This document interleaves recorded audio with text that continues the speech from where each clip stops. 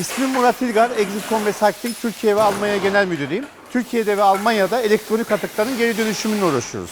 Çünkü Avrupa özellikle doğal kaynakları az olduğu için geri dönüşüme ağırlık veriyor. Geri dönüşüm her zaman var, atık her zaman var. Üretim olduğu yerde her zaman atık olduğu için dünyada bu sektör gittikçe gelişen bir sektör.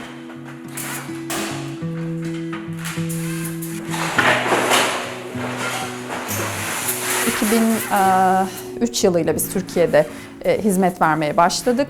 99 yılında Almanya'da başladık ve pil geri dönüşüm tesisi olarak da Türkiye'de yine öncü tesislerdeniz. Türkiye'nin ilk ve tek pil geri dönüşüm tesisini işletiyoruz.